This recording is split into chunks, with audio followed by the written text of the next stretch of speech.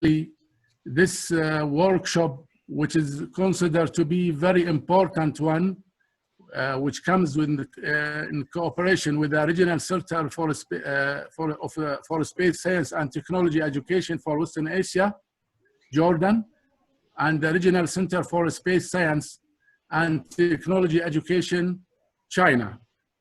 It was a great, actually, opportunity for us that our colleague, now who is the executive director, and he also, in the meantime, he's the director of Alliance of the Regional Centers in the region.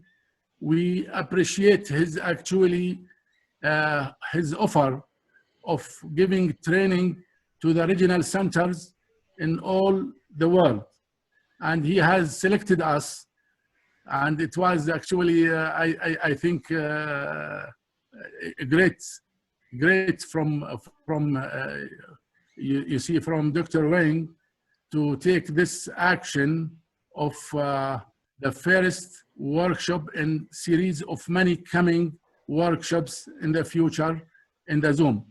So this actually cooperation between our two centers also comes in cooperation with many organizations in Arab country, like Sharjah Academy for Astronomy, Space Science, also the National Institute for Astronomy and Geophysical Research in Halawan, Egypt, and Arab Union for Astronomy and Space Science, and the Office of Astronomy for Development, Arab Region Science, and also Science Palace in Monastir, Tunisia, and Syrian Astronomical Society, and Sudanese Society for Astronomy and Space Science, and Jordanian Astronomical Society, and Astro-Joe Institute in Jordan.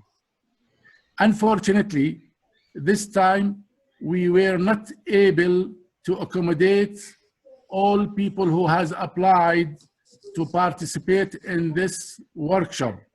We have received more than 400 application form, but due to a technical problems, we could not accommodate more than 100. But I assure you that next time we will be able to accommodate at least 300 during this workshop. And Dr. Wang and Dr. Yan has promised us that we will continue this kind of series of a workshop, which is very important for our regions. And please, for those who were not able to actually participate in this workshop, I apologize for them. And inshallah, next time we'll do it together as we can. Today, actually, our workshop, which will be under the entitled as the GNSS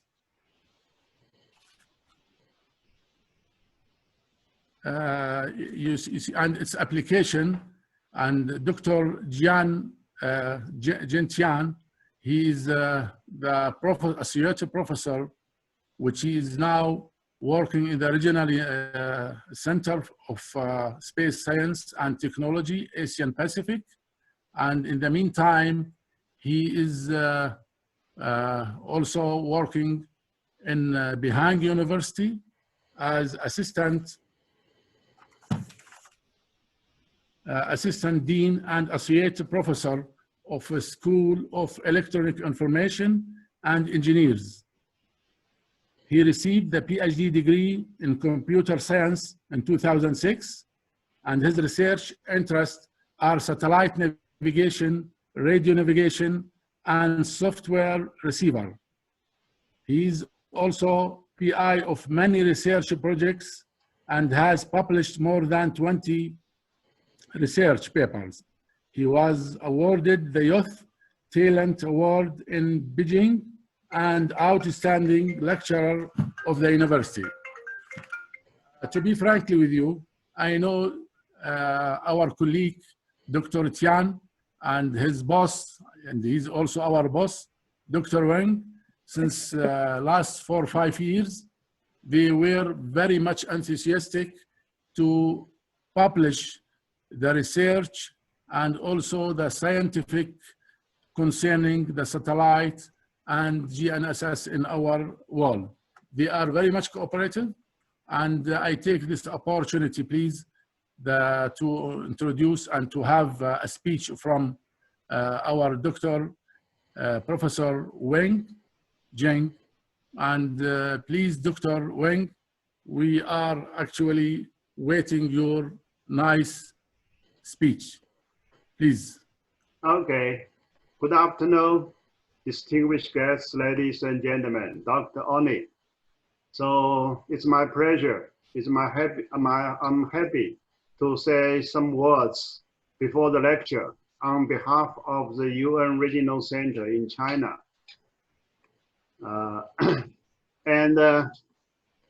You know that now I think in Jordan is afternoon, 4 p.m.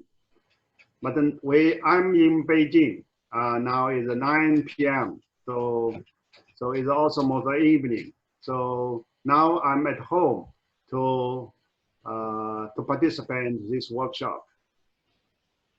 And you know, this year is very special for the world since the coronavirus outbreak. So now I think the condition is getting better and better in Beijing, and also in Jordan and other places of the world. And we all believe that we will finally defeat the coronavirus.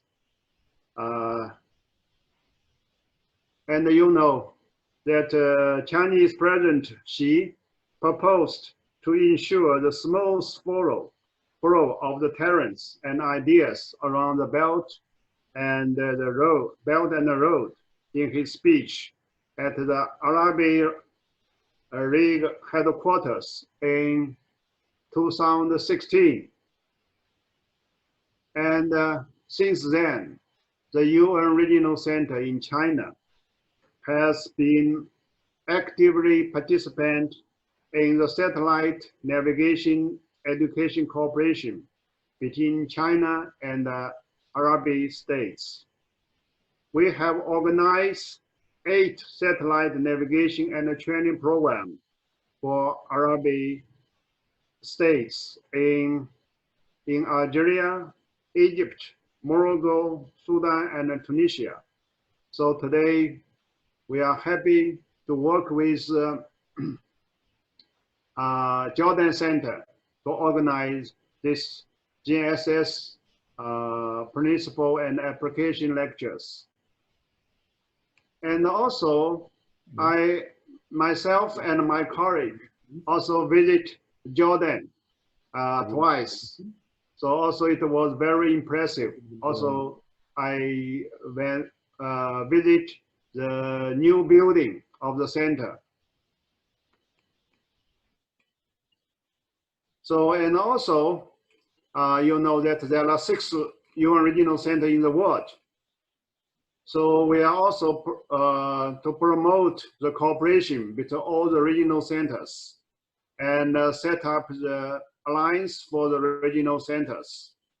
So today we are, so it's a good start to cooperate between the regional centers. Also a new action in the new times. And today the speaker, Professor Jing, is a young expert and also very senior and a lot of experience in teaching and the research in the GNSS field. So, and I hope every participant can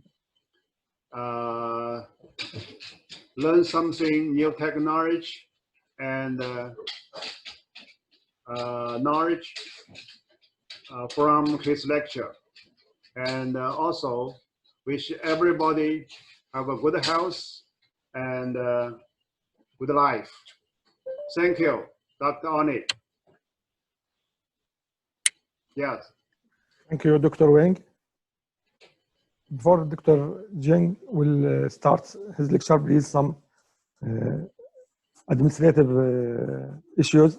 Please keep your mics off during the lecture. If you want to ask, please, during the chat in the bottom of the screen. And we would like to ask Dr. Jin to start his lecture. Dr. Jin, please. Okay.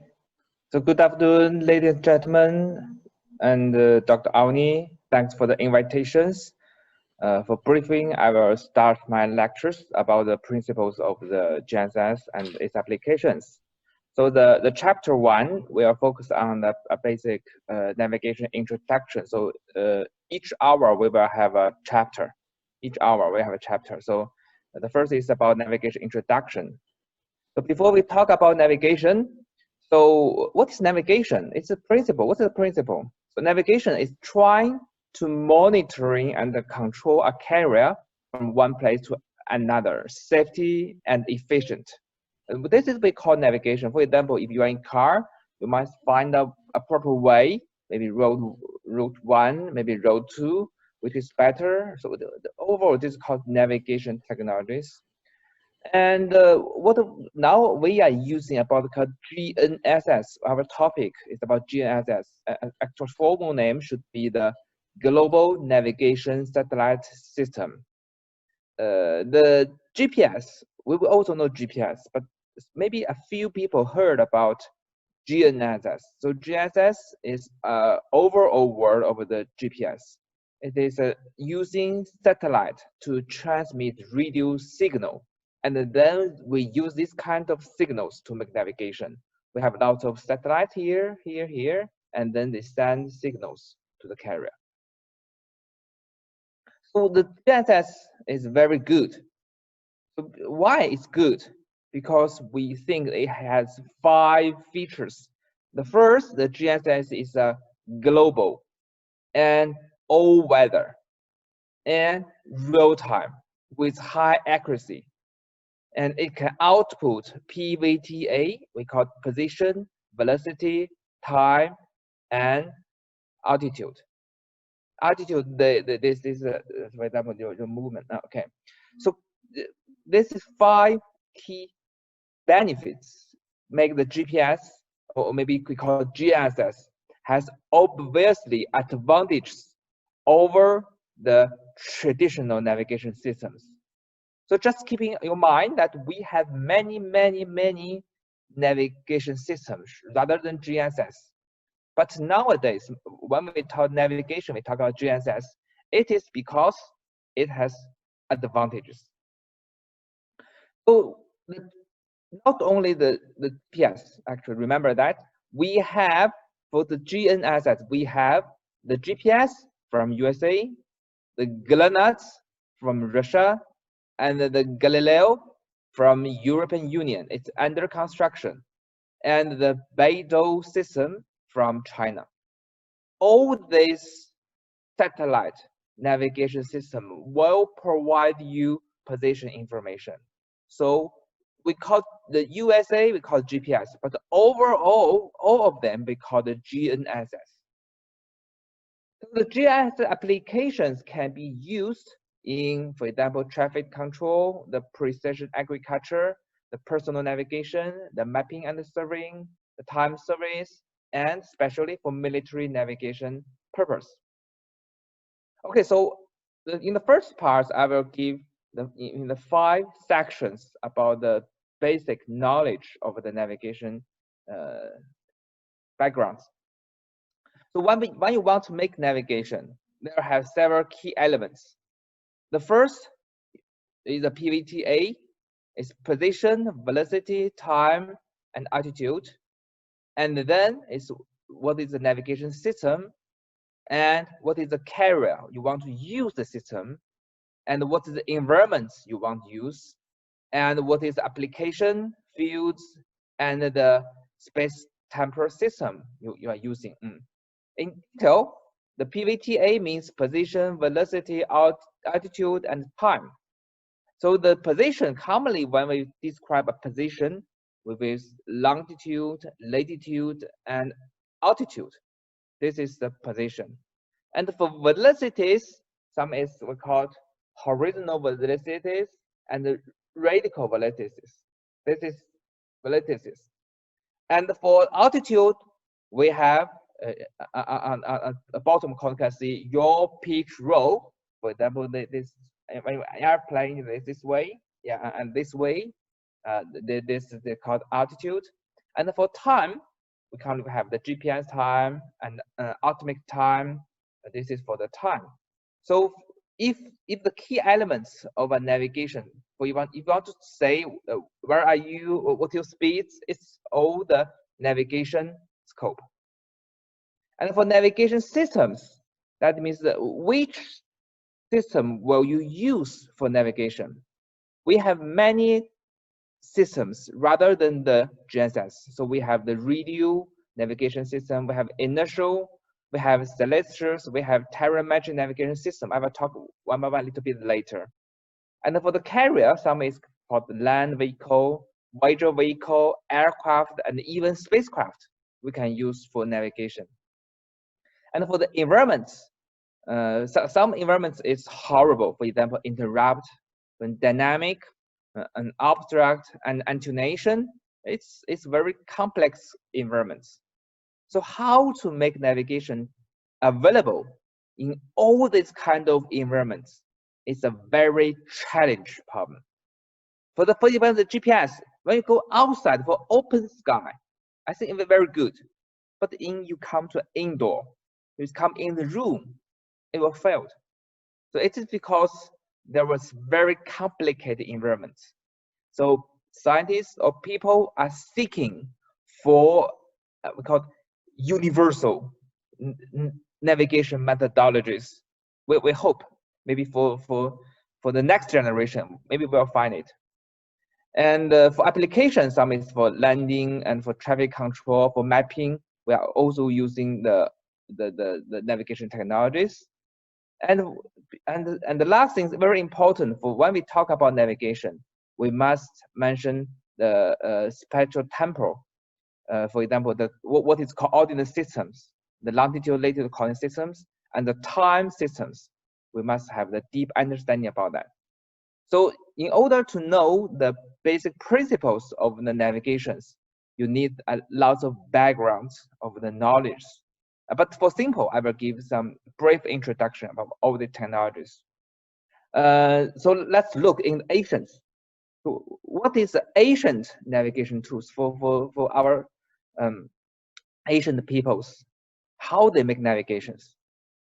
So I think the birth of navigation, I think the first records, some people think they use a called landmark navigation.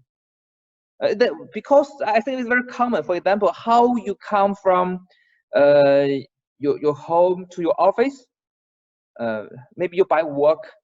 How do you find it? You don't have a GPS in your mind, no GPS in your mind. But how people can make navigation? People mainly use landmark navigation. We just see what object and turn left, and that object turn that, and then building turn straight, something like that. So the first records of the boat large enough to carry boats for trading is about 3,500 BC.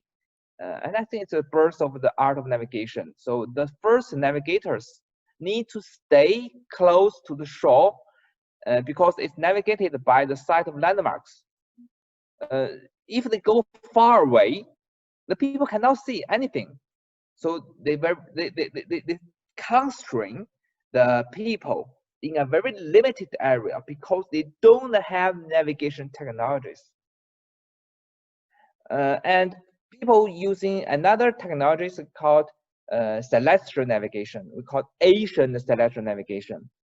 So the navigators was able to determine the north-south direction by observing the sun in the day and maybe the North Star in the night. I think it's very common. and not only in China, in all the northern hemisphere, we use North Star.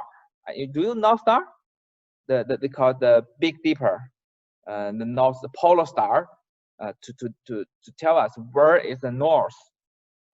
In the night, in the daytime, you can use the sun, the direction of the sun to measure the directions. All this technology we call about ancient celestial navigation technologies. But it's very hard to say, for example, if you look the sun, or maybe look at a star. So for example, do you know how much degree? For example, 50 degree, or maybe 10 degree, or maybe 20 degree. How many degree are you apart from that star? For example, if that star is north star is north. So even, for example, 20 degree west or 20 degree east, how much 20? So people use core star. The core star is a very easy made instrument to originally drawn from the land survey instrument. It's well known because it's a Western navigation instrument. It's allow a straightforward measurement of the angular separation of the two celestial objects, or maybe on elevations. People can use it to make measurements on angles. Okay, so by that way, people can make very accurate measurements. It's just those two sticks, and you make the positions, and you know the angles. But that has a problem. The core star has a problem because when you look about the sun, you need to measurement from how you are away from the sun. You need to look at, for example, I see this picture, the one object is sun. So you need your eyes look at the sun directly. It is said that about 90% of the parrots, you know parrots? I think that is still good over the seas. The parrots, 90% of the parrots is blind in one eye because they need to look the sun every day. It's quite interesting because it's horrible. So by solving that problem, people invented called the backstaff. The backstaff is for to solve this problem it's just use a mirror to reflect it on a place. So to inside of directly view the sun, they use the shadow of the sun to obtain the altitude. That makes it possible to save your eyes. You just look the shadow. It makes much better performance. This is the Asian navigation tools. Okay, another interesting is called the magnetic compass. I think every family of compass. It consists of the magnetized pointer. It's usually to mark on the north end, and it's whatever you move, the pointer will directly always align itself to the Earth's magnetic fields. So you can very easy to find where is the north because the Earth has the magnetic fields. It is said that the compass was invented in China, but it's very widely spread because of the Arab pioneers. Because I think the Arab people are very good at Voyager, so they use compass and astro very early. So even the Chinese people invented compass, but it's very widely spread by the Arabic people. I think we can cooperate together. The compass. Also, our modern compass is very complicated, but its principle is same. It use magnetic fields to make measurements, but it may be small, maybe electronic, but whatever, it's using magnetic fields. And another new thing is called the geo compass. But keep in mind, the geo compass is totally different as the traditional compass. The traditional compass uses magnetic fields to point to the north, but the geo compass is a device that measures the spin, the rotation of the Earth, and to find the north. So it's invented very late. It is invented until 1885. So it's used to make measurements on the north. It's by the mechanics, not by the magnetic fields. We call geocompass. So sometimes called geocompass I think it's very widely used in airplanes and other devices. And also we have some ancient tools to make measurements on the stars. For example, the quadrant, the astrolabe. I think I first heard astrolabe is also from Arabic people that I think probably about from Greek. Yeah, from Greek. About in the 200 AD, the Greeks just used astrolabe to wager on the seas. And also the timer. The timer includes the sunglasses, the gnome, the sundial. It's counting the time. It's very important for the in the GNSS because the position and the time, they are highly they have highly relationship. They are very close because position and time is just, according to Einstein, is same thing, space time. So in the navigation, same, space and time, the position and time is same thing. Some seafarers, for the early seafarers, probably they just wager with nearby the seashores. They don't come outside at night or when the weather is bad. In the Middle Age, the European seafarers generally don't go out to sea during the winter months because we cannot see the sun. Probably they cannot see the stars. They will be very easily to lost in the sea. So the long ocean voyages eventually involve the risk. So I think that with new technologies invented, the Arab peoples just go far away to find a new island, yeah, and the new resources. So this is old people. So let's see our new peoples. The chapter 3, we will focus on the main navigation systems. And then the first part we will talk about the future. So the third, for nowadays, what the navigation system is. Commonly, we have about 6 different kind of navigation systems. The first is called INS, it's called Inertial Navigation System, and the radio navigation system, which radio navigation system is including the GNSS. The GNSS is one kind of the radio navigation system. And also, the third is called the Celestial Navigation System, and the Earth Reference Data Navigation, and some other navigation systems.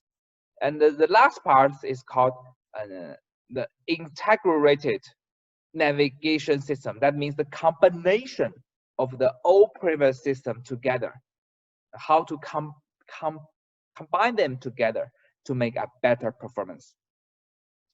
Okay, let's look for the first one. We call it Inertial Navigation System. So inertial NS is commonly a navigation, commonly use a motion sensor.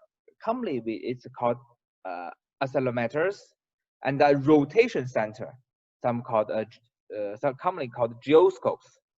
They continuously calculate data reckoning technologies. So what is data reckoning?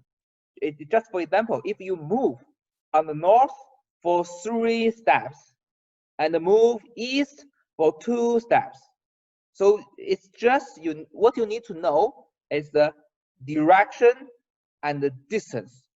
By knowing the direction and distance, then you can calculate your position. It's called data reckoning. You just know, for example, that way direction. So if you want to turn back, you just make counter words about northeast. You just that west and south. You can turn back. So they call direct reckoning. So the INS need the direct reckoning technology. They can calculate the position, orientation, and the velocities of a moving object. So it don't need extra forces. You just use itself. You can use direct reckoning. So the INS is initially provide its position from another sources. For example, you need to know your initial position. The INS need to know it, and then you can know direct reckoning. Without the initial position, you cannot make estimations. Okay, so the INS commonly we have a gyroscope for the direction, and a accelerometer for the speed and the distance, and then you need a small computer to make calculation. Then you got the velocities, altitude, position, and altitude. All these results you will get it. So this is basic of INS system. And the INS system because if it's moving rotation, so the platform cannot be rotated. So commonly the first type of instrument of installation is called platform mounted. That is, you put something, put the INS on a stable. Whatever you move, the INS never moved. And the second one is called strap down. It's just put stable, and when it's moved, you just use computer to calculate. So one is called platform mounted, and the strap down method. You can put the INS system on the system. So the INS is a very big topic and a very complicated topic. So I just make a very brief introduction because it's not GNSS. But the first generation is called a mechanical INS. It's just use a lot of mechanical methods to calculate the rotation and accelerometers. It's very complex, very big object. And another type is called ring laser, because, for example, if you send a light, if you have slight rotation, the light will interfere with each other. You will see a lot of stripes. So you can calculate how much is rotated. It can provide better accuracy. But you know, laser, when something called laser is very expensive. Some commonly a laser ring INS. I think probably we have got one at about price about I think about $100,000 US, about one ring laser INS. Yeah, probably approximate $100,000 US for ring laser. And another way is we don't use laser, we use fiber. It's also use light. We use fiber inside of laser, so it's a little bit cheaper. Commonly, it's priced about $10,000 US. You will get a fiber optical geo INS. But the accuracy is a little bit lower, but it's much cheaper. But $10,000 US get one. And another type is called MEMS. The MEMS is called micro electro magnetic system. This is called MEMS. MEMS is a method that you just use the light to cut the mechanical object on a silicon wafer and make the mechanical gyroscope on the wafer. So it's make the things much cheaper. So commonly, the MEMS INS is installed on our cell phone. We have INS in the cell phone, but it's very cheap. Commonly, I think about $1 per chip, approximately that price, or maybe lower. But keep in mind, the accuracy is very bad. You can use the INS to play games. It's fine. It's very easy. For example, you have lots of game, you can use that INS because you can measure the rotation, you can measure. But you can never use this kind of INS to make navigation. Why? Because the accuracy is very low. if you're using this for navigation, the maps in your cell phone, maybe they will have put you away about 10 meters or maybe 100 meters in about a few seconds. They will move away from few meters or to few dozens of meters just in a few minutes, a few seconds. The error will be very great. And in the future, we'll have the we call code atomic geoscope INS. So this is use the code atomic. You know code atomic? It's just very high technology. When you say atomic, it's very high technologies. It's just make the atomics one by one, and if you have very little movements of rotation, the atoms will move, and then you will sensor this move. Okay, so this is, I think, in maybe next decades we will have the atomic code atom INS.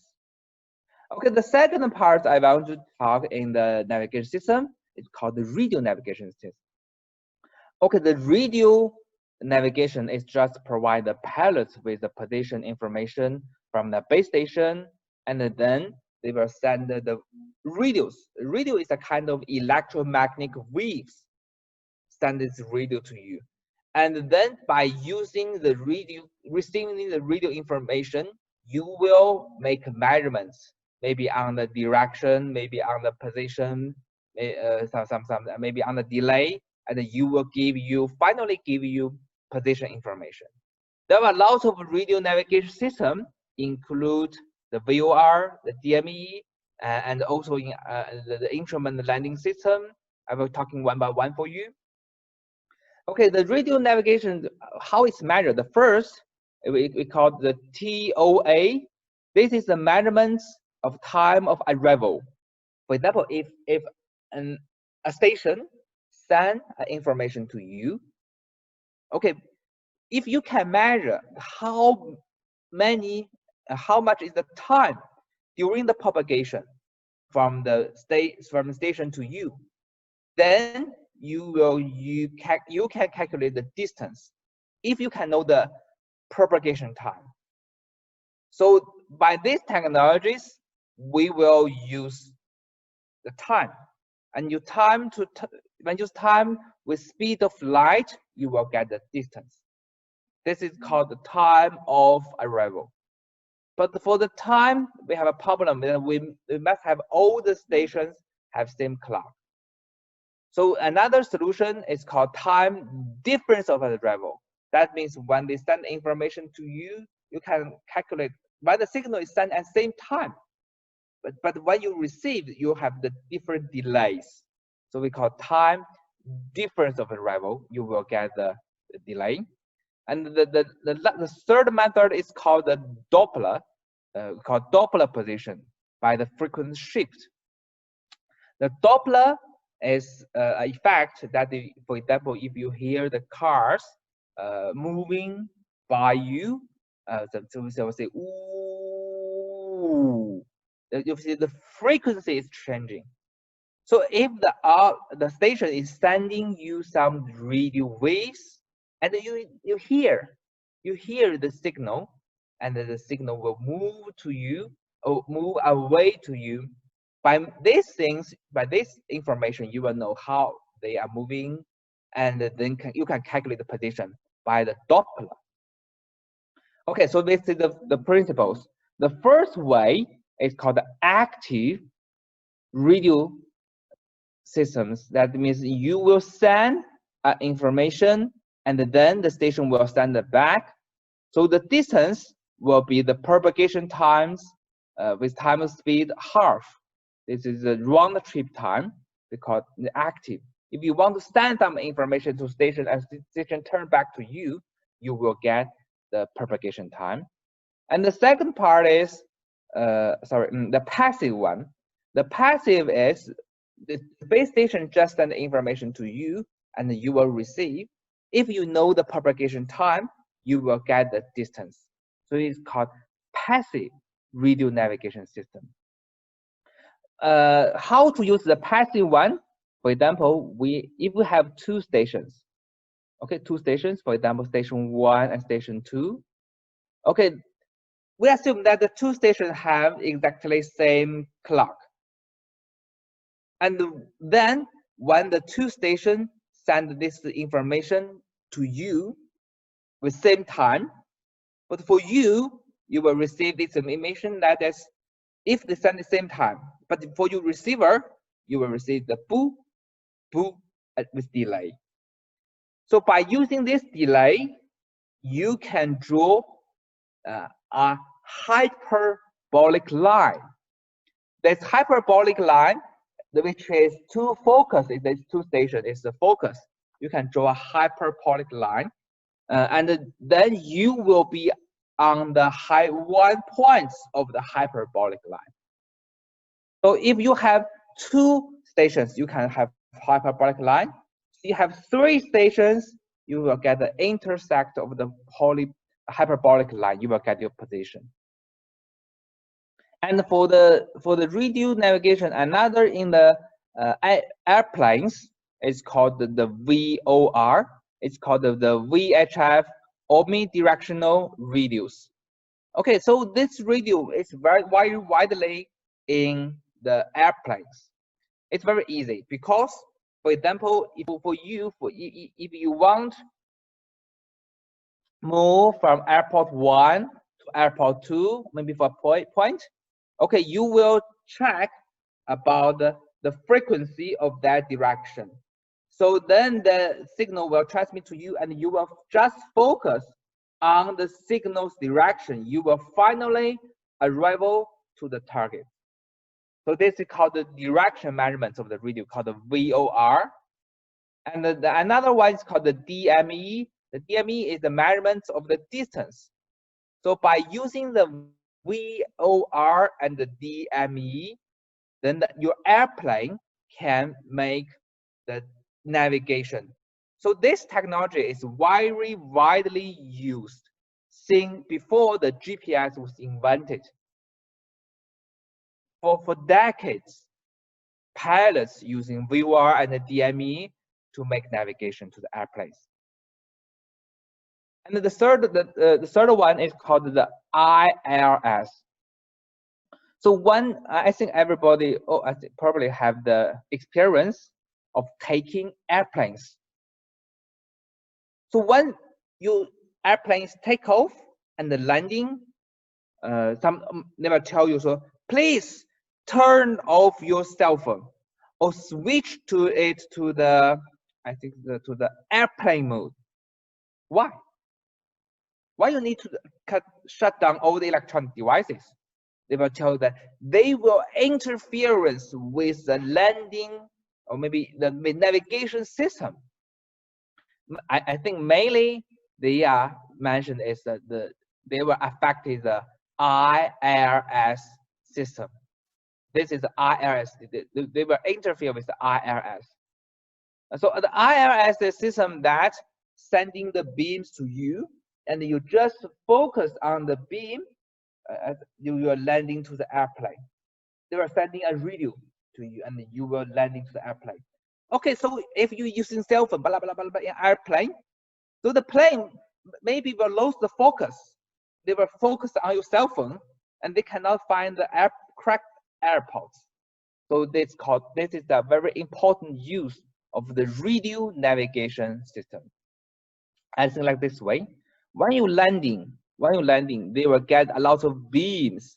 You will follow these beams. For example, sometimes you will turn a little bit left or a little bit right. You just keep in mind, follow these beams. Up, down, left, right, you just follow the beam. For the pilots, what you need to do is not to see the airports. You just follow the beams. Finally, you will landing to the airport. Finally, you are landing. Just follow the beam. They'll tell you, oh, a little left, oh, a little right, so you can landing. There was a airplane crash of the Boeing 777 from the Korea air companies, and then when they landing, I think to San Francisco, maybe they were failed because it's just because the ILS system of the airport is maintenance. The Korean air pilots don't have experience of manually landing, so finally they out of control. So they rely on the radio navigation system. So almost every airport you can see such kind of device like this one. They will sending the information VOR DME station to your airplanes. And so another radio is called the RORAN. This is for airplanes, and for the ships, people more focus on the LORAN-C navigation system. It's called a hyperbolic position systems. It's used hyperbolic line. Two hyperbolic line, they will get intersect. You will get a hyperbolic fix. So it's used about 100 kilohertz ground wave to transmit through the sea. It's a very long range navigation systems. So example, this is the systems RORAN-C stations in United States, and it will send the signal like this way. And the RORAN-C can provide accuracy about 460 meters. The accuracy of RORAN-C for the ships. So you may see that the accuracy is quite lower because the frequency of the signal is quite lower. So the accuracy is a good bit lower. And currently you can see there was a lot of RORAN-C station here around the world. So they provide the support for the ships across the oceans to near shores. They will give the support for navigation. This is the device of the RORAN-C instrument installed on the ships. And as for the next part is about the GNSS. The GNSS is a kind of the radio navigation system. It just put the radio station in the space, in the satellite, and the satellite will sending the radios to you to make navigation. So they use 4 satellites to get the 4 parameters X, Y, Z, T to make your position. Then there's the third part of the modern navigation technology. It's called celestial navigation system. That you know that people, ancient people, looking stars, they make navigation. Nowadays we have instrument to looking stars, but it's very hard because you know if you use a cell phone to take pictures on the stars, it's very hard. So this makes the sensor of such kind of camera is very complicated to take snapshots of the stars. But when you can take snapshot of the stars, you can know the star's rotation, star information, and can make navigation. They call celestial navigation system. And the next catalog is called the Earth Reference Data Systems.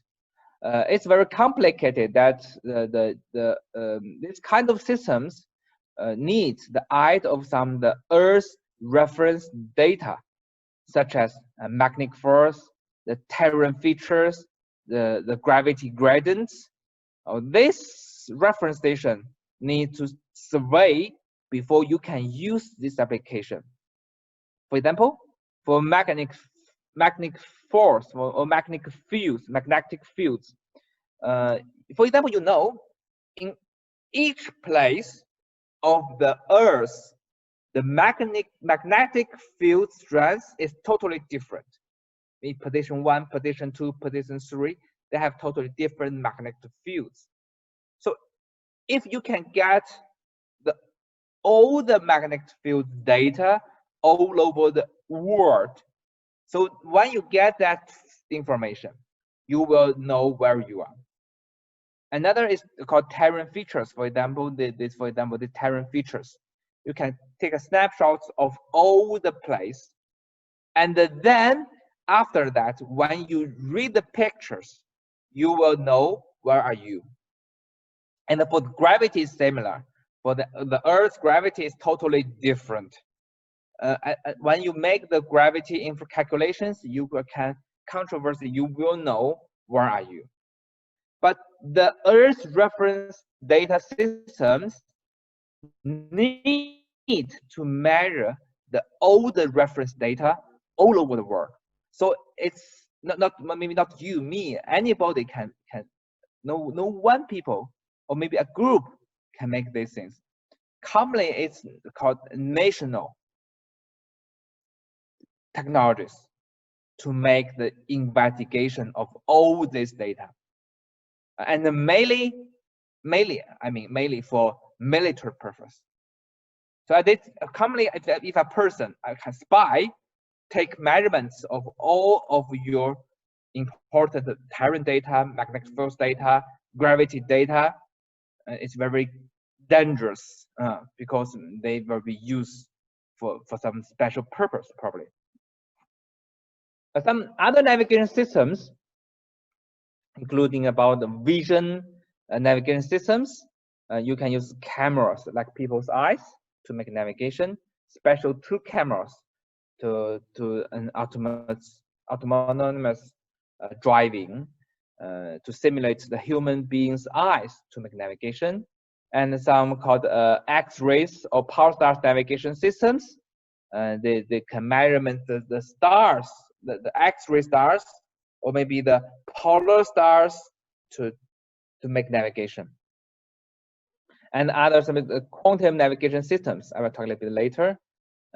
So this is also we have about the combination of the systems with the GPS and the magnetic fields with MU together to one systems. We call the integrated navigation system. There are a lot of equipments, for example, helicopters. You can see they have a lot of navigation sensors, the GPS antenna, the INS, the laser scan, and the radar, and they will combine all this information together. We call it integrated together, and then to make navigation finally. Also, the Sweden Gotland class submarine. Okay, we got these pictures. Okay, they have also have lots of navigation system inside it. It's used in navigation. The green parts is in the navigation radar and in it. And commonly navigation they have a computer. We call it computed maritime navigation. They will get all the information, compass, the GPS, whatever combination to the computer, and then to calculate the results for all the equipments of the submarines. And for future, I think the very interesting is conceptual goals. The micro PNT, the first is called micro PNT. The micro PNT, the micro PNT is traditional. We have very big equipment. So can we put it small to let it to be just put inside a PCB board? It is commonly the clock, the receiver, the device, all put them into a very small equipment. We call it MPNT, micro PNT, with constraints of size, weight, power consumption, and cost. We call swarm plus C together with very small. So the concept is just making it to small and small. I just about a picture. They hope they can have the traditional MEMS is about size of this one, and with some pioneer programs hope they can make the micro PNT at 2 millimeter size, 2 millimeter size. They hope they can have about this size to have the gyroscope, they have clock all put inside this micro PNT. I got a picture. This is a stroboscope, a clock, a thermometers, all in this object. It's very difficult because it's combined of the mismatchings, the combinations, the bias drift, lots of problems. I think it's quite challenging. And people trying to make some small chips about this size. I think in near future, we will get probably, you just use cell phone. You can make navigation without maybe GPS, without a very big laser INS, just all input inside your chips. It can be used for military purpose. And the second one is called the quantum navigation. The quantum navigation, some academics in MIT put forward for the quantum technologies, navigation technologies. And to, I will not describe it in detail, but remember, it is under the condition of there are no GPS, we can use in the quantum accelerometers to have accuracy. And some research, we call this, they have launched a program called the QPS, Quantum Position Systems. I think especially in the navigation applications, it's for military purpose, probably in submarines.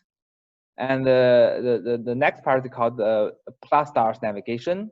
That you just, for example, if you use a receiver, you just use the Pulsars. You know Pulsars? I think a lot of friends from the astronomy, so they will know the Pulsars. The Pulsar will send the information to some X-ray, gamma ray, and other electromagnetic waves. They will send to you, and you will receive these signals. And to make navigation, just without any reference, you just receive the Pulsar's information will be fine.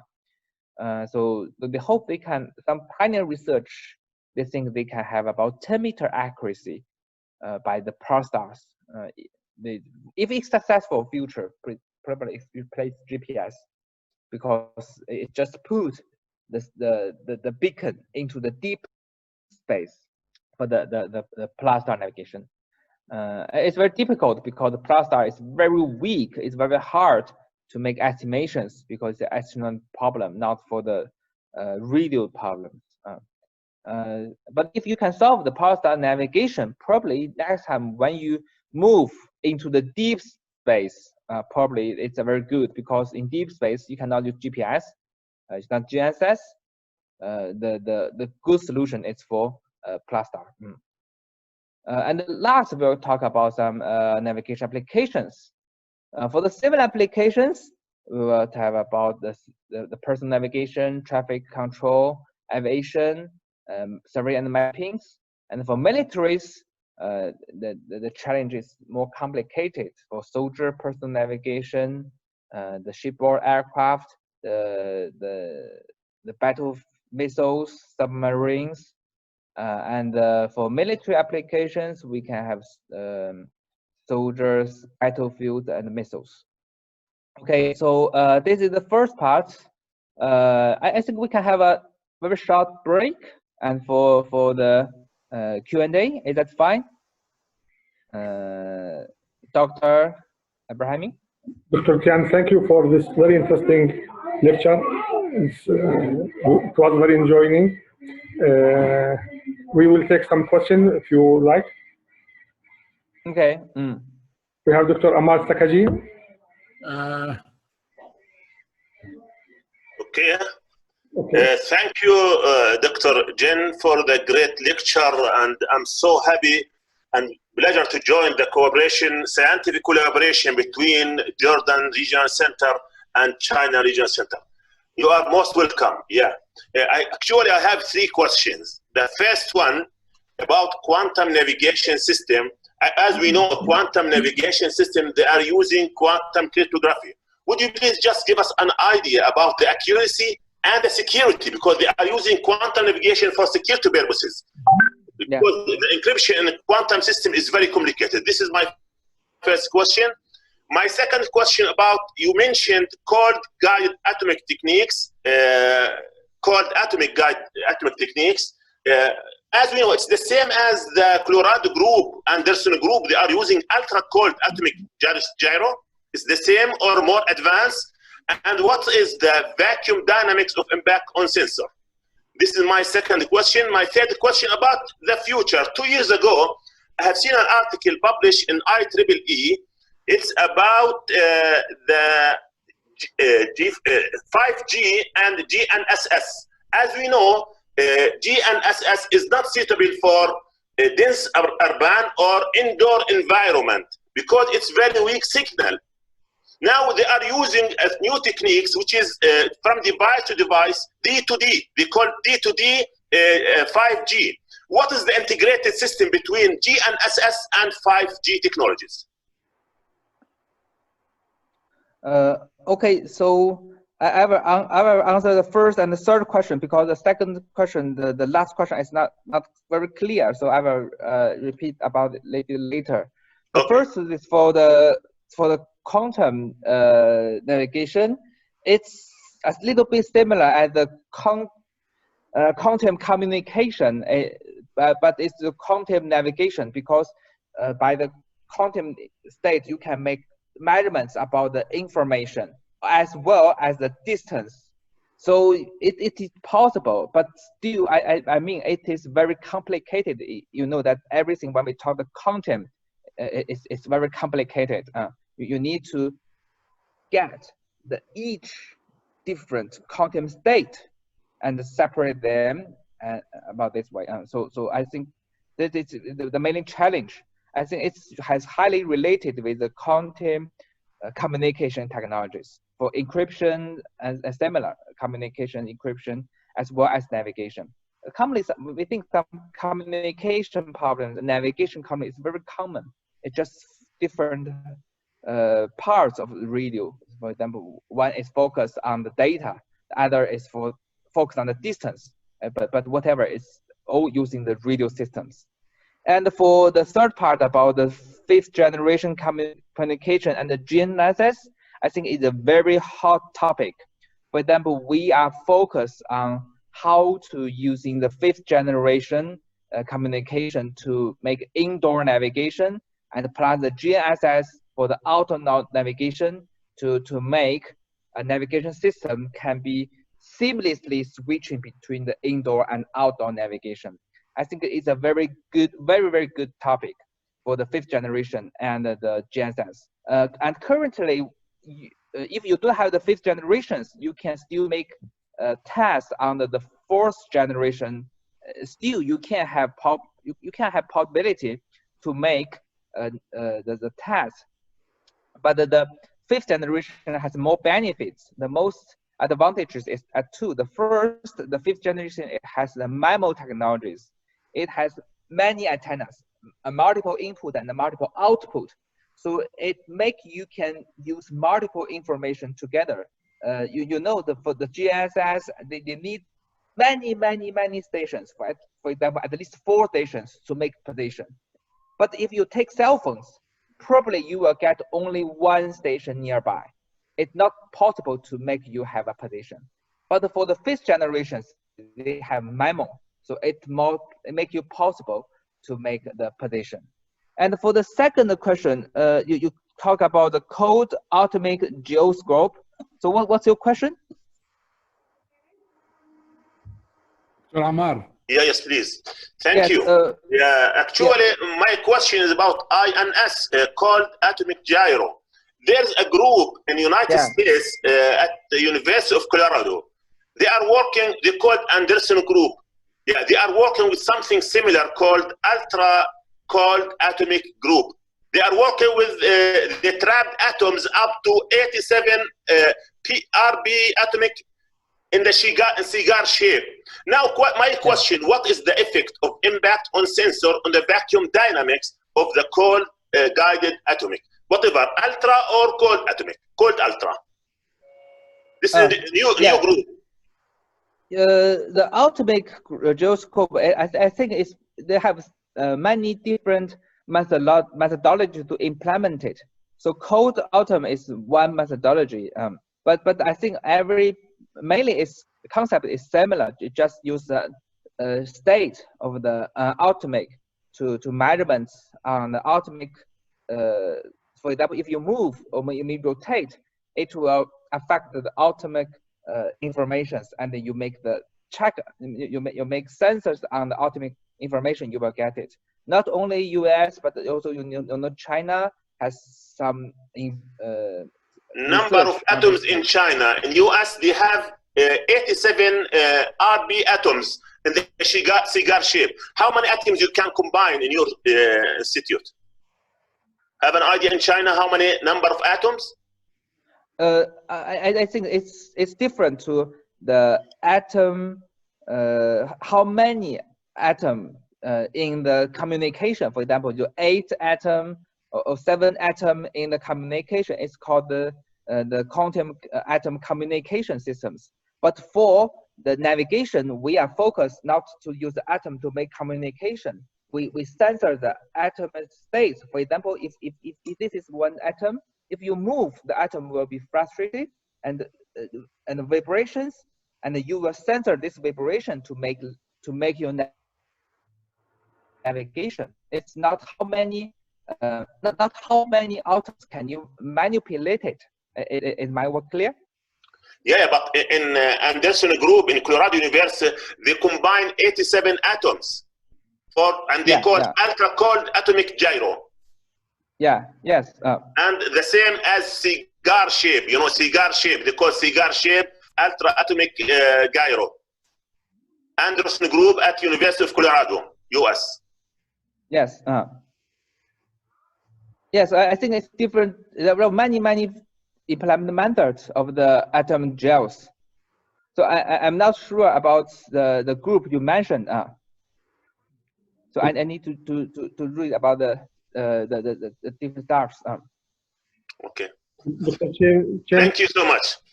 Dr. Jen, to keep with time, can we make a 5 minutes break for you to start next lecture, or you want to continue directly? Okay. I will answer in the chat. So does the reference measure the daily continuously since parameters like gradient, terrace? Yes, I think the reference systems is updated not very quickly, but it's changed. So you need to update one day by day, year by year, every time. You need to do again and again. For example, for the gravity, the US they have sending the satellite to measure it every day.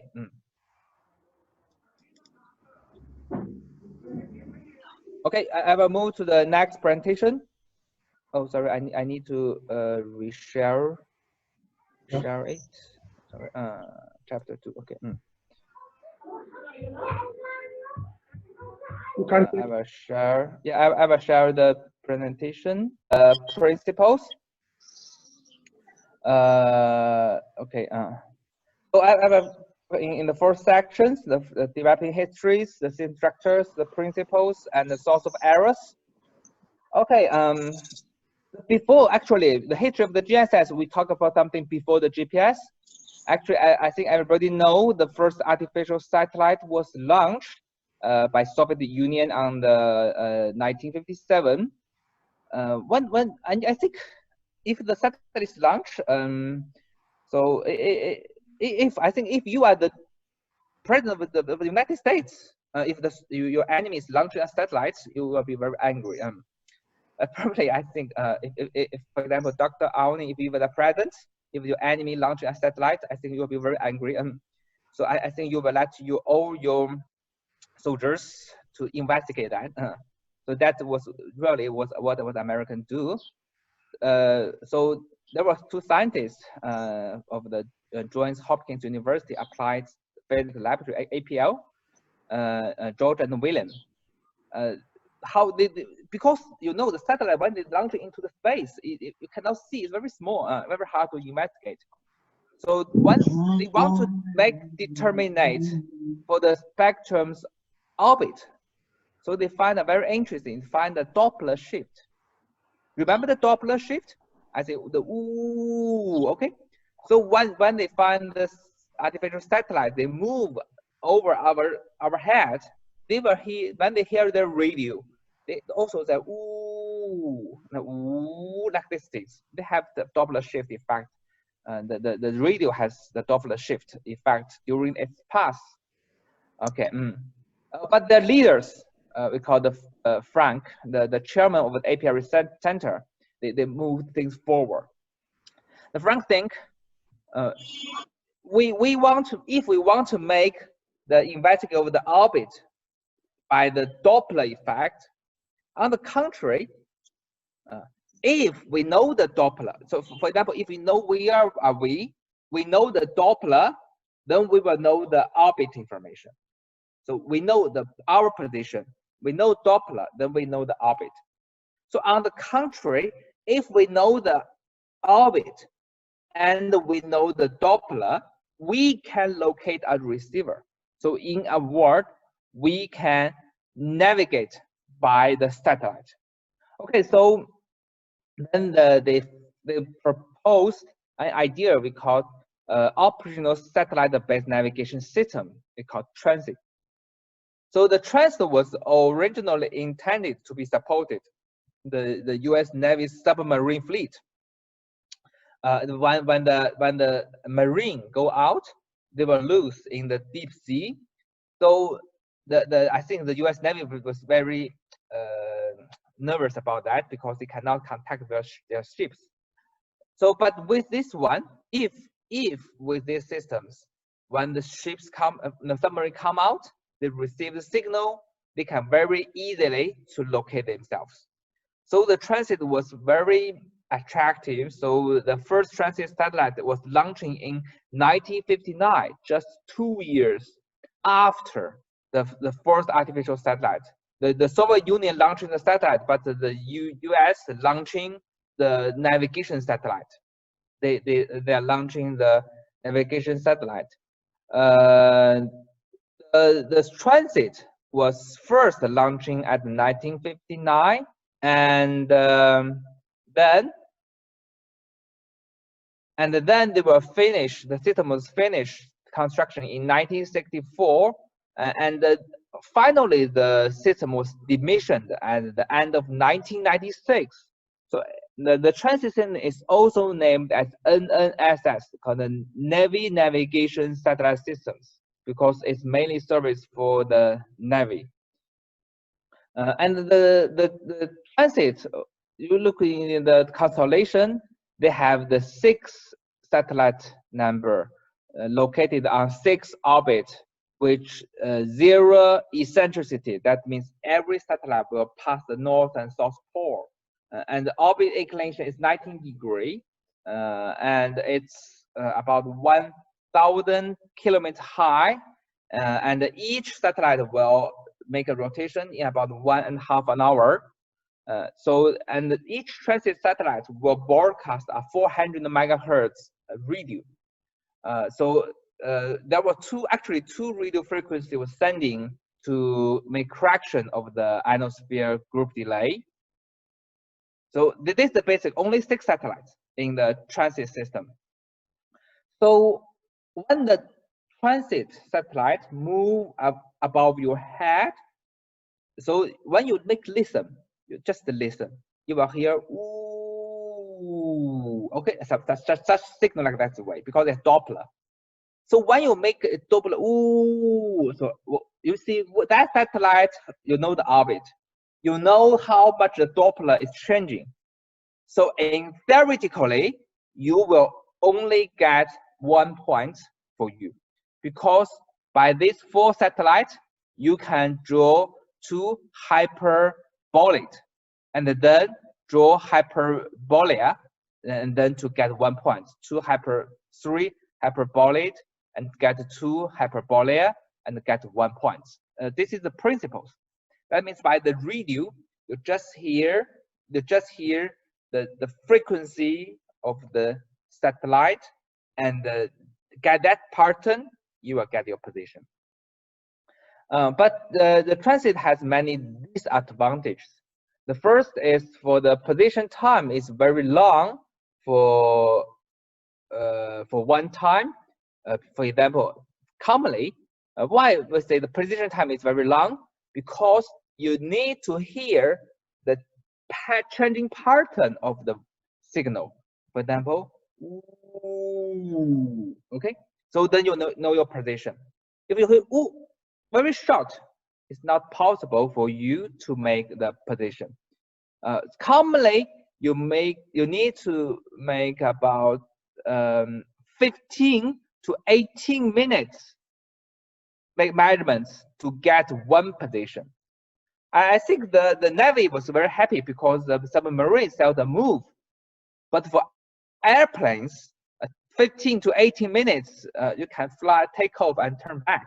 It's useless. And the second is the time is too long for the satellite presence. For example, if the satellite is moving from your head, but if the satellite move away, so you need another 1.5 hour to make navigation again. Because for example, if you are here, the satellite move away, you need another 1 hour to the satellite to move from the back of the Earth again. That means each navigation interval you will need 1.5 hour. And the last disadvantage is the precision is not high because the precision of the orbit is very low and the signal is very easy to be affected by ionosphere, and the clock is not very stable. If clock is not stable, they will say ooh, ooh, ooh, the frequency is always changing. It will be very hard.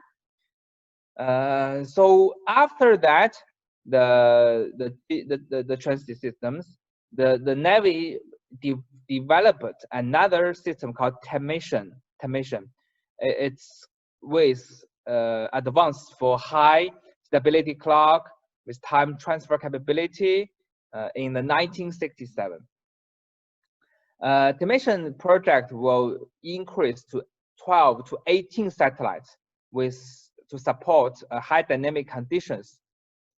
But the Navy said, okay, the TEMISSION and the transit is fine, but for the Air Force, I think it's very angry because the TEMISSION and the transit system cannot be used for the high dynamic object.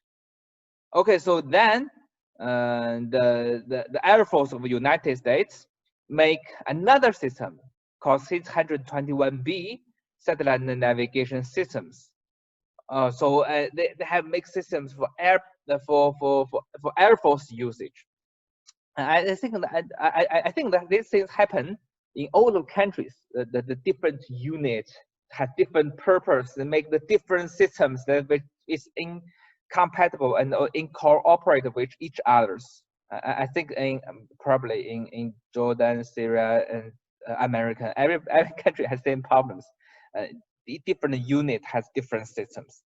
Okay, the 621B, they have 3 to 4 constellations, and each constellations they have 4 to 5 satellites, and they have 1 satellite at center and several satellites nearby for them, and they distributed over the Earth, and then each constellation group will serve a different region.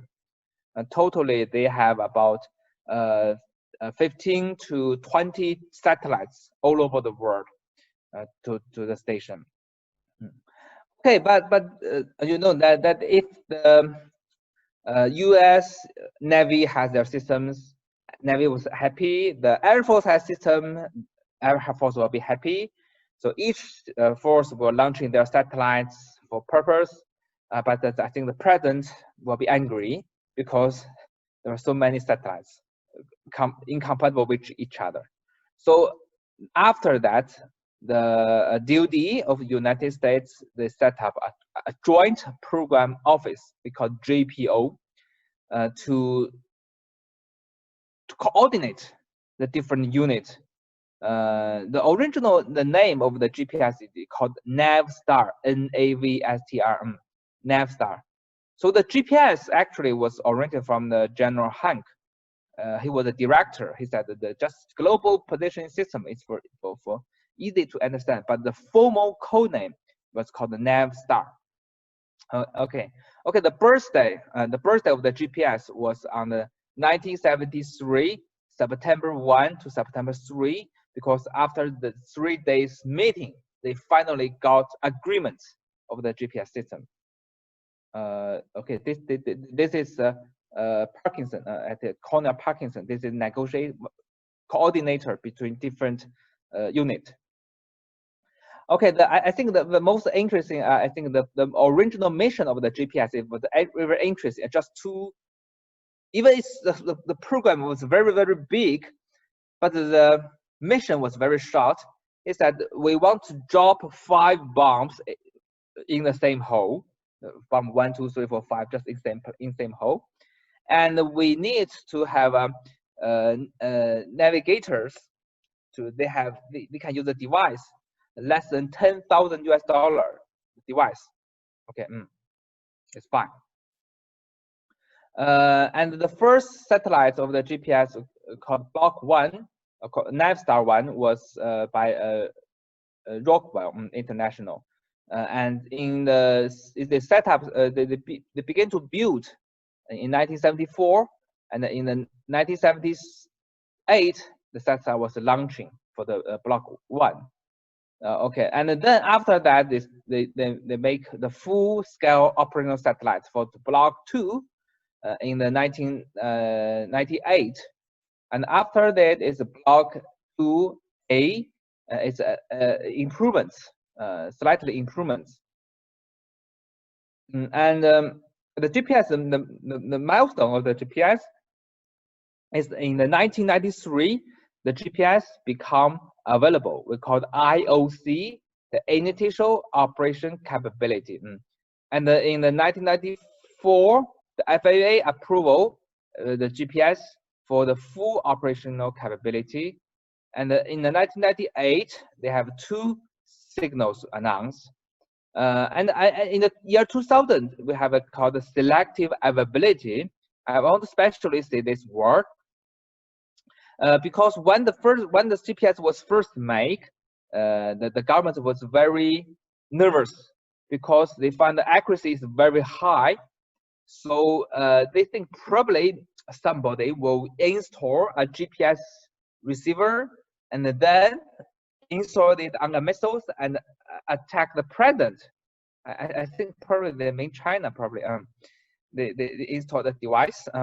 So they manually add noise to the GPS signal to make its accuracy from about 10 meters and decrease the performance to about 100 meters. So they call selective availability. But the military was happy, but as well as the military of the transportation, the drivers was angry.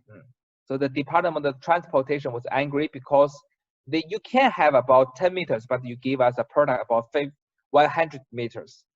So after the debating, finally they disable this selective availability to let the GPS have about 5 to 10 meters accuracy in the year 2000.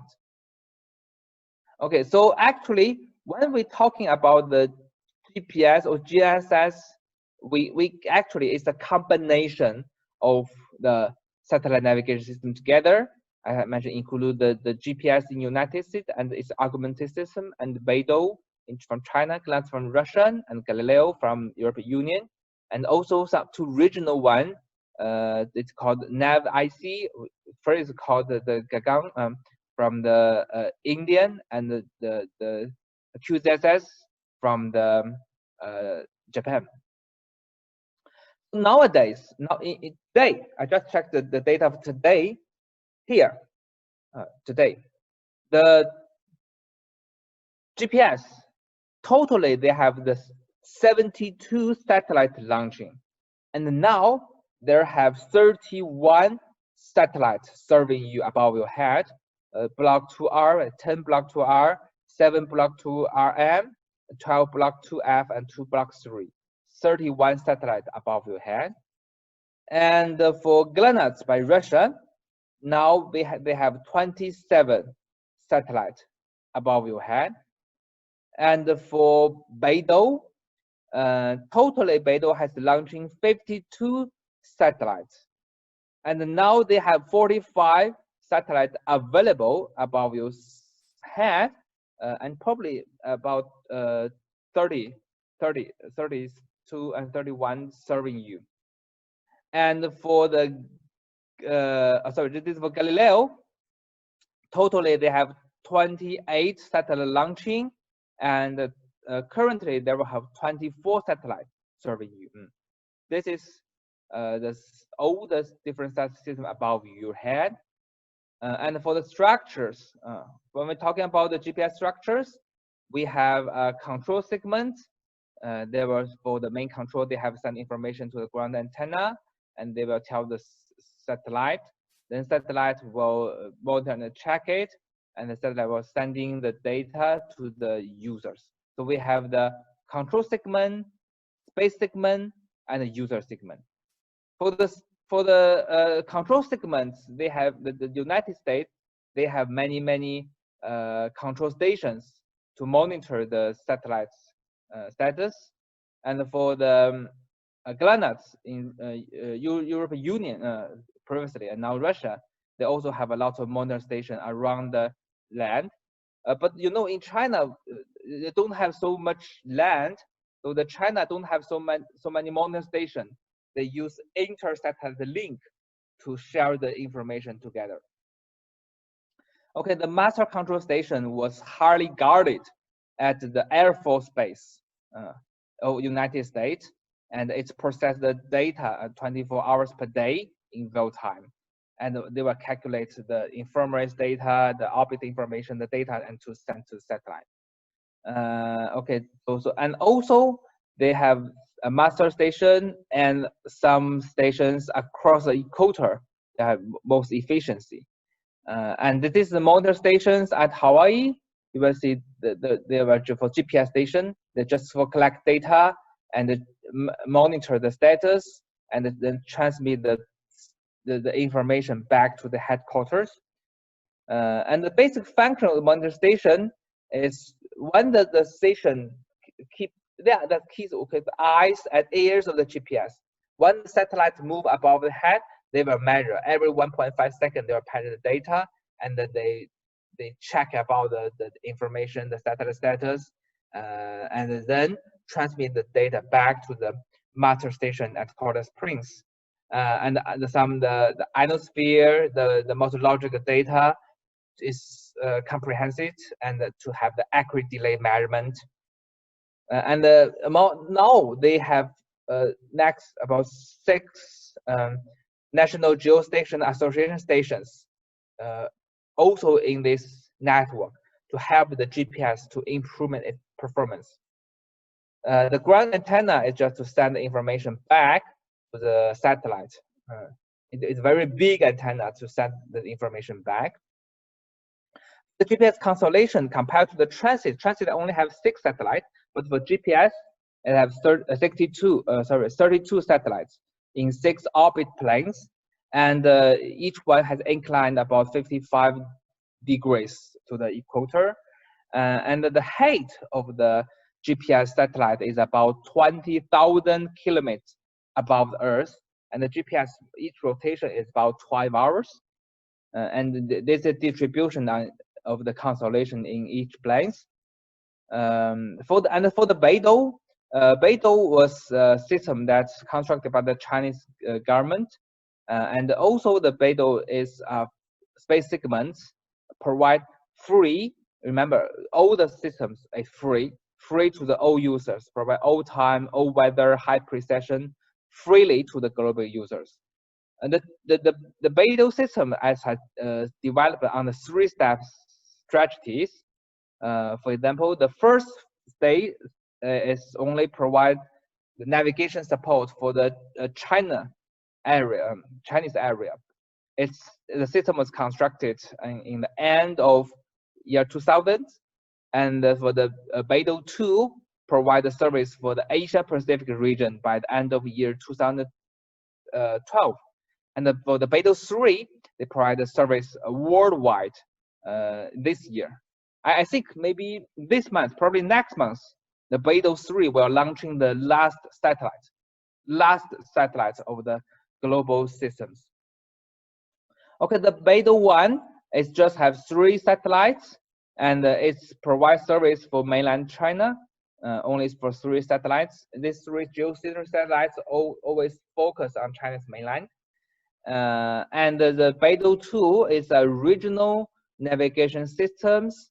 It has about 15 satellites with 5GO compatible with Beidou 1, and another 9 will provide service for the Asia Pacific regions.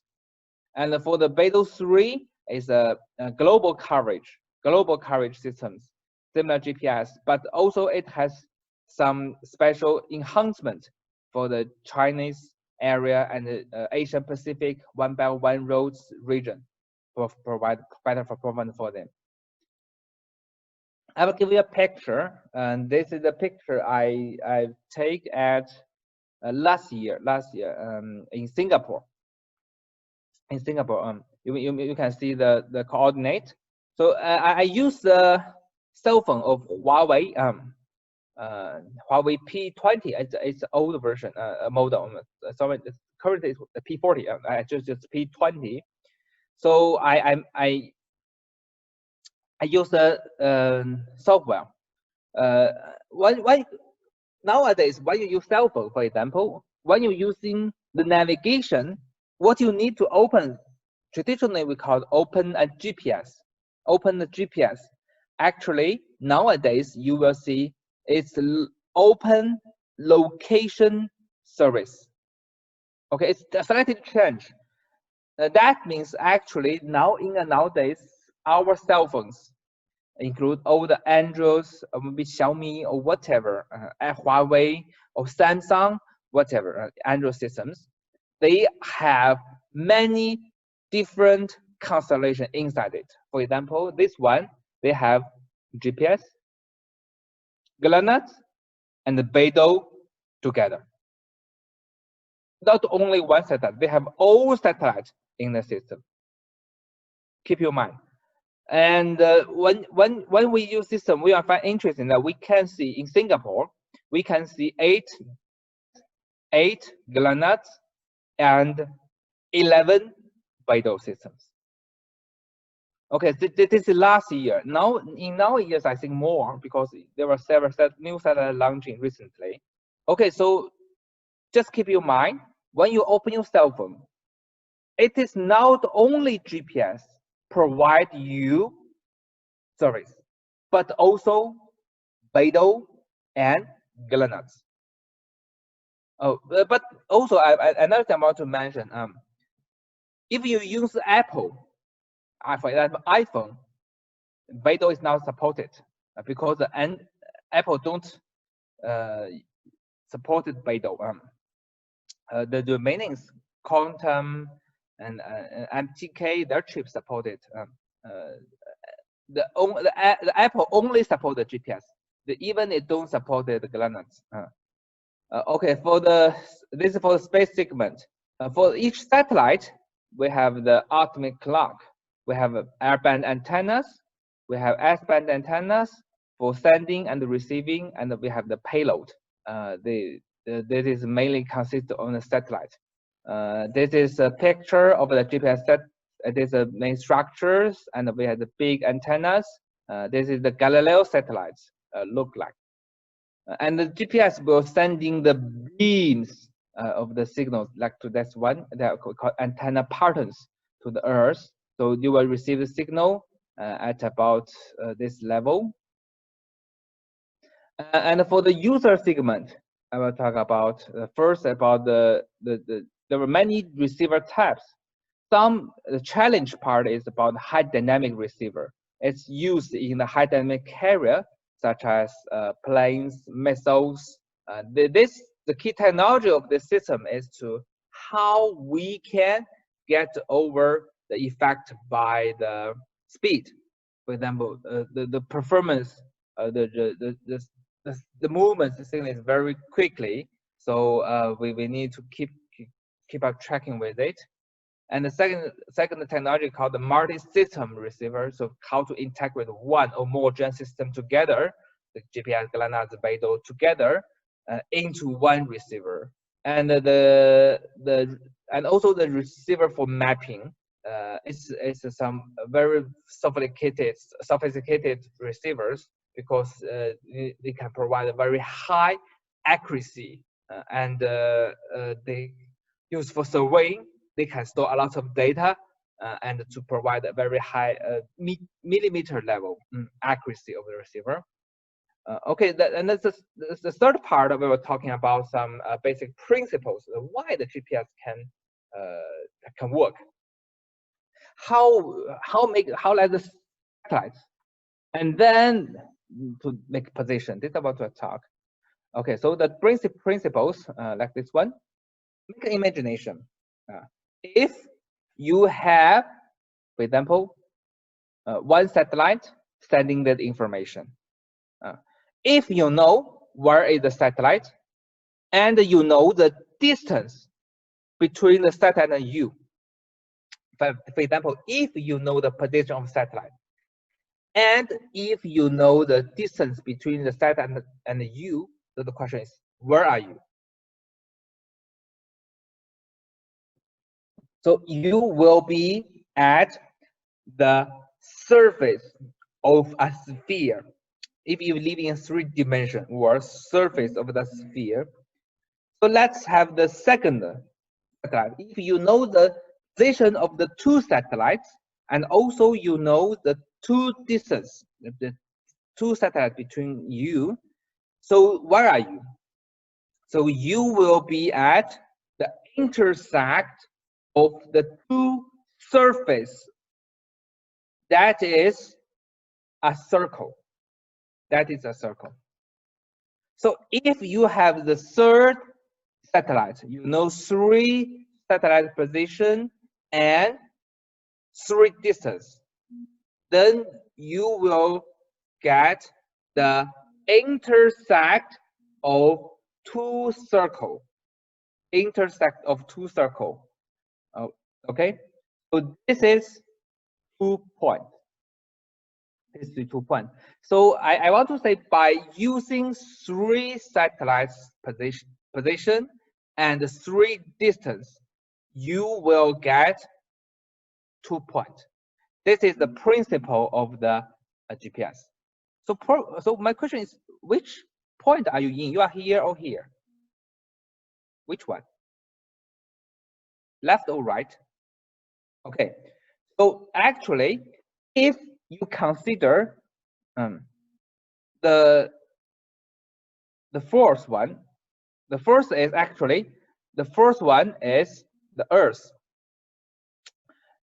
There can be only 1 point live on the Earth. Another one is probably in the deep space, because we are not island, right? We are human beings. We are not living deep space. So only 1 point is the possible solution. So here is only one solution.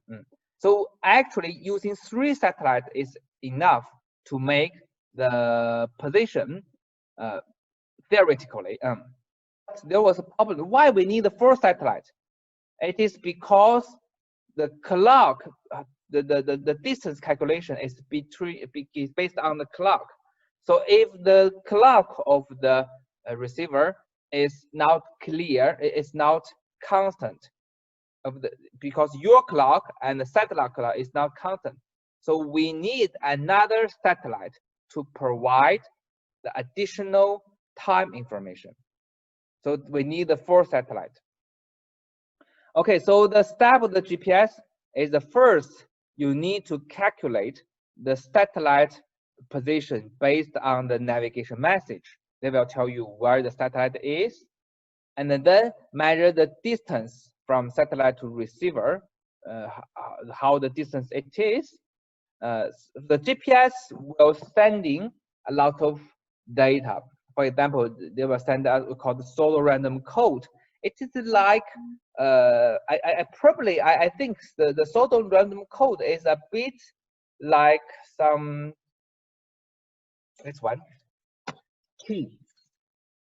It's like a key. So by using the key, they have the ticks. Then you can use the ticks to measure the distance, like a ruler. So when they send the information, you will get these ticks, you will get the results. Okay, so when you are trying to match the satellite signal and your signal, and then you can see how much is the tick move. So then you can use the pseudo random noise code to make measurements, so to get how much is away from the original distance.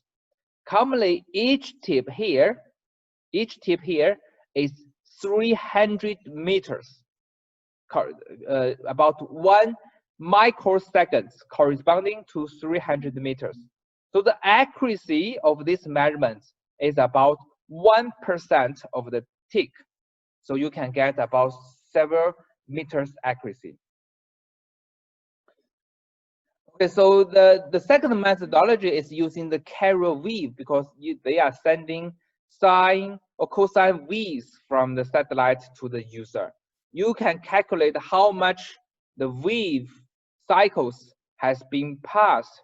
So each cycles is about 19 centimeters. Okay, so the receiver can also have about 1% accuracy, but that means 2 millimeter accuracy. But you cannot know the propagation ambiguity. So you can use this for high accuracy, but you need to very long time and average or by the reference station to tell you the ambiguities. So this is the second for carrier phase measurements. For high accuracy, you need additional information. For the cold phase, for meter level accuracy, you just use the signal, it's fine. For high accuracy, you need to use additional information.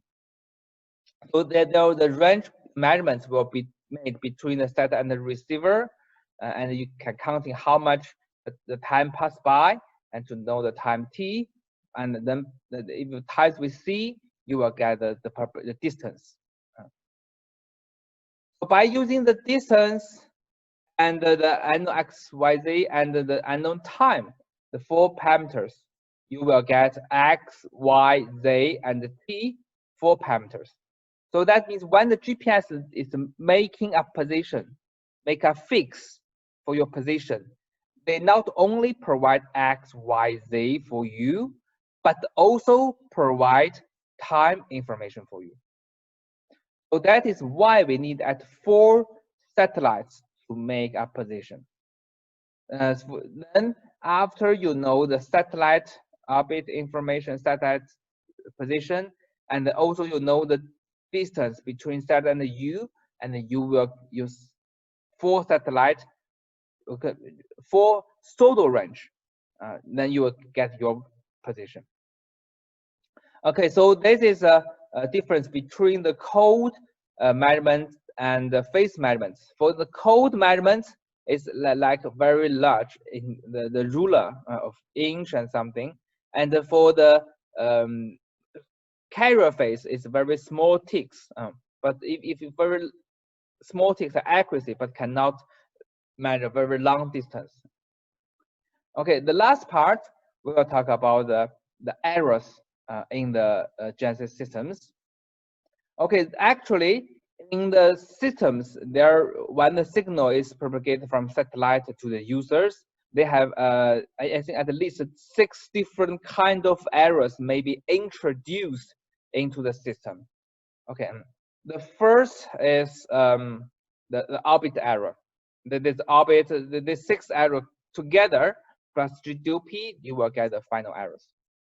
And the first is orbit error, because it's very hard to say that some object about 20,000 kilometers away from you have a very high accuracy. So how to solve these problems? Because we can make measurements to the satellites, but they probably have very slightly error. So this is called orbit error. So commonly the orbit error we focus on the radial components, the direct pointers. So if the satellite has error move along the orbit, we don't care about it. Okay. Typically, the radial components typically about 0.8 meters, typically, and the cross and along altogether 0.1 to 6 meters altogether. But the radial components is very small, for only less than 1 meters. It's quite amazing because now we can measure that some satellites about 20,000 kilometers away from us, only with less than 1 meter error. And the clock bias, because the clock is the ultimate clock on the satellite, even its ultimate clock, it has also bias because it's frustrated. We also make prediction by the correction of each satellite. We have equations to make prediction of the satellite vibrations. Because if the clock is error, it should be sent at the same time, but there will be a little bit delay for the satellites. They will cause great errors.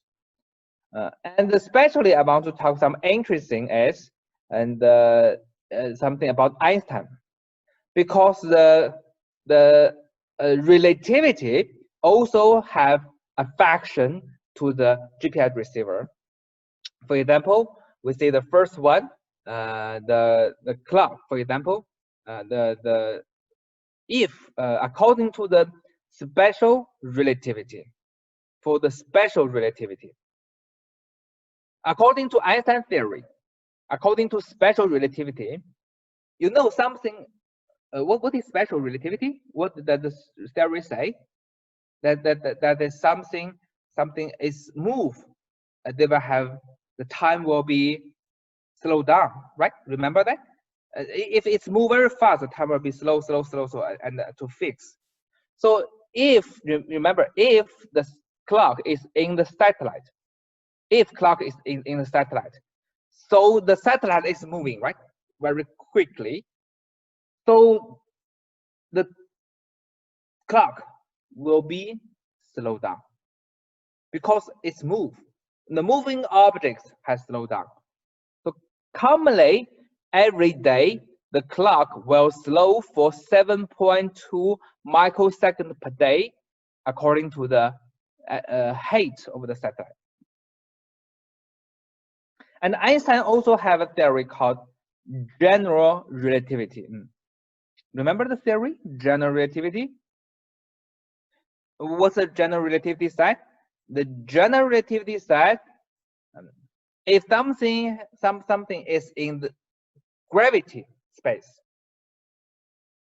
if the gravity is higher, then the time will be slowed down. I remember there were very interesting movie that the intersection or something like that. Sorry, I cannot know the English name. They move to nearby a black hole, and the time is very slow down. When they come out, decades year pass by. Okay, so the means that clock on the Earth will be moved much slow. Interstellar. Sorry. Sorry, you gave the name. The satellite clock will be fast, but the satellite clock on the Earth will be very slow. Okay, according to this theory, the clock on the Earth will be much slower. So according to Einstein's special relativities, clock will be fast. But according to Einstein's general relativity, clock will be slow. Which one is right? Which one is correct? Which one is correct? The gravity of the movement. Actually, I want to tell you both. Both is correct. Actually, the error will combine together. There's something like the clock fast, something like the clock slowed down. Okay, mix them together. So totally, the clock will slow down for the 38.6 microsecond per day. Okay, so this make the clock, original clock, should be 10.23 megahertz. They set to 10.22999995433 hertz. And they just add a little bit change to the original clock to let it to fix the movements of the satellite. Okay, this is the clock error. And then the system will have ionosphere error. So you know the ionosphere is some ionos. When the signal transferred to it, it will additional delay. Especially, I want to tell you, in the daytime and in the night, the delay is different. The delay is mainly caused by the high energy from the sun. They will hit the particles and to let them inode and to make interference. Okay, so keep in mind some easy model of the system is from 8 o'clock the delay will increase, and then after it will be decreased, and in the night it is stable. So the interesting tell you, actually when you make navigation in the daytime, the accuracy will be decreased. I tell you a very interesting story. Because when the sun hits the ionosphere fluctuated, they will decrease your accuracy. When in the solar storm stage, the accuracy will be fluctuated greatly. It will affect the performance of the receiver. Okay. And the most easy way to eliminate this ionospheric delay error is by sending two frequency of signal, frequency 1 and frequency 2, and then the two frequency will have different delay, and you can know the thickness of the ionosphere, and you can make correction. And not only the daytime, actually you may find we have more solar storms, what we call scintillation, in the equator area, but in the mid latitude it's more stable, quite stable. So that means in the equator, for example, in the Singapore and Latin American probably, and in some Africa, the accuracy of the GPS and the GNSS will be decreased.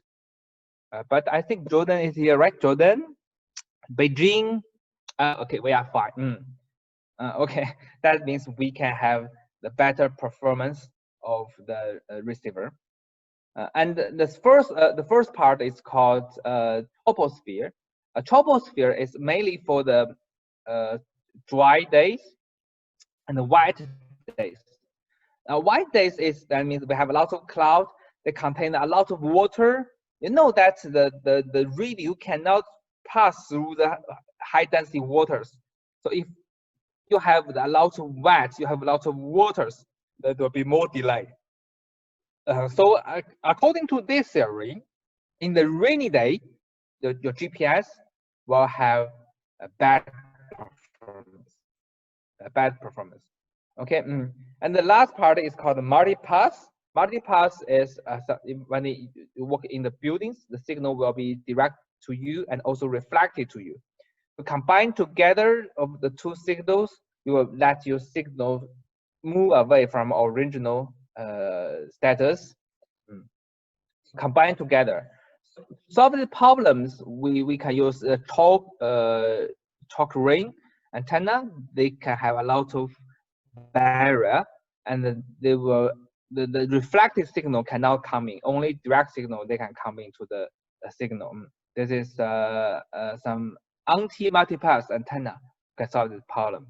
Okay, so overall speak, where we can get the most better the most accuracy GPS results, I think, is in the daytime, in the middle latitude, in the dry day, and in the mid latitude. Okay, so they will get bad performance, but don't be discouraged because in the other, I mean, remainings, it's also fine. Not both horrible. It's not horrible. It's still acceptable. Okay, I ignore something. And the sixth part is about the noise, because they have a noise in the space. They will make your accuracy and the signal, your position will be move randomly. Okay, the last thing I want to mention is called the GDOP. GDOP was a little hard to understand because it is a distribution of the satellites. If the satellite distribution is good, for example, like this way, satellite 1, satellite 4, the GDOP is very good. But if your distribution is bad, so we have satellite 2 and satellite 1, they have same error range, but the overlapped region will be very big. So this is called the good GDOP, and this is called the bad GDOP, or PDOP, or GDOP. This is the distribution, the dilution of the position.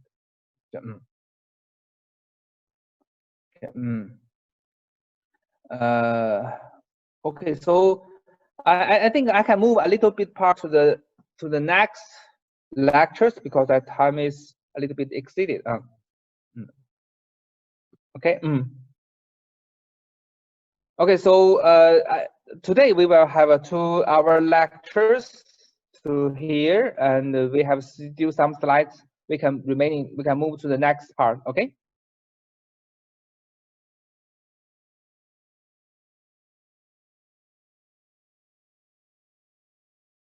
Okay, Dr. Avni, I will take the microphone to you. Please we wait. Okay, doctor. Yeah, so I will let the remaining presentation to the next lecture. I feel we have still some lectures, but the time is quite limited. Okay, then we can continue next time. Yes, we yes. have already spent 2 hours.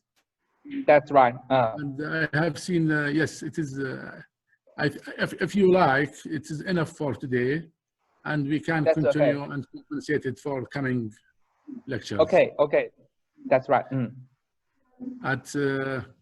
Do you think now it's we can announce it is for today is enough? Okay, we can have some question, Q&A for this part. Yeah, we'll take a few questions now. Yeah.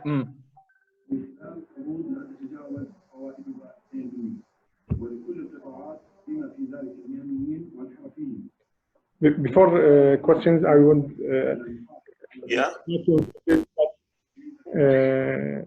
the attendance of all the 4 days of this course will receive the certificate. Only those who will attend all the course will receive a certificate of attendance.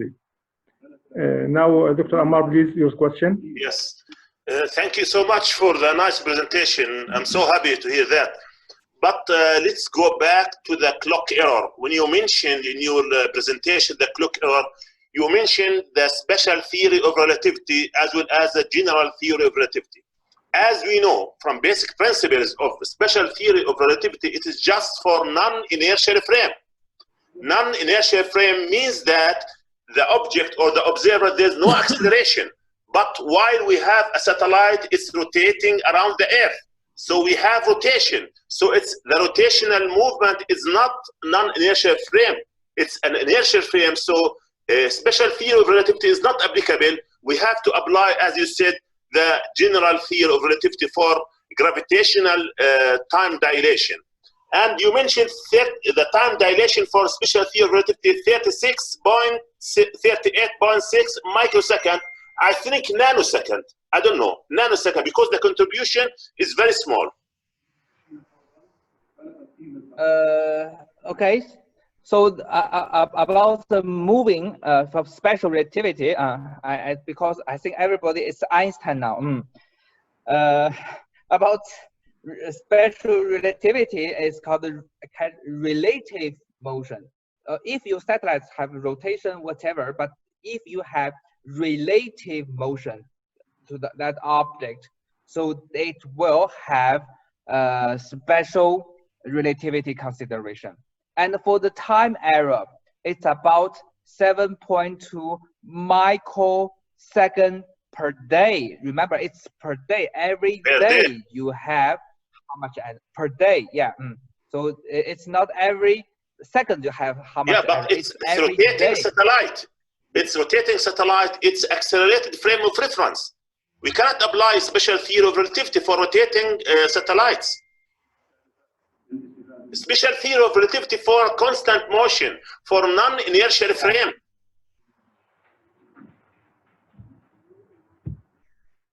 Yeah, yes. If you stay in the satellite, it's called initial frame, so you will not feel the time change. But if you have relative motion compared to the Earth, it will have time relationship shift. In other words, if you always travel in space day by day, just around the space, the time will be slower. That means if you always fly as astronauts in space, you will be more younger than our people in the Earth. This has been experimented. We have to check it because it's rotating. It's an accelerated frame of reference. So we have to use general theory of relativity, and the time dilation will be included in that. It's not a special theory of relativity. Oh yeah, you can check it. It do make effective. Thank you. Okay. You can take some questions from the chat. Okay, from chat. Any information from chat? Oh, sorry. Chat.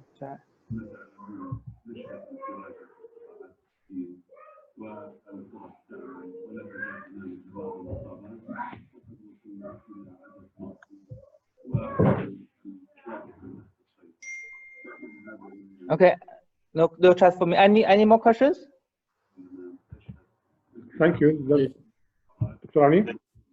I don't know if there is no more question. I would like to, at the end of this very distinguished lecture from a distinguished actually presenter, Dr. Tian, we have to thank you on behalf of all participants. Okay. And really, we are very much impressed by the way you have delivered these lectures. Again, we always actually very much thankful to Regional Center of China and to the Dr. Wang, who is always cooperating and giving us all the help. And really, we are very much highly gratitude and thankful to your center behind university and all personals whom I know them well individually. Dr. Wang, thank you very much on behalf of Regional Center of Jordan, and behalf of Arab Union for Astronomy and Space Science, and all organization who is sharing us this Zoom, which is considered to be very actually basic and essential for our Arabian groups and others from different countries. I can say that today we have 26 nationalities who were in this actually Zoom. Thank you very much. And Dr. Wang, I give you the floor if you would like to speak any comments after the end of this lecture. Dr. Wang?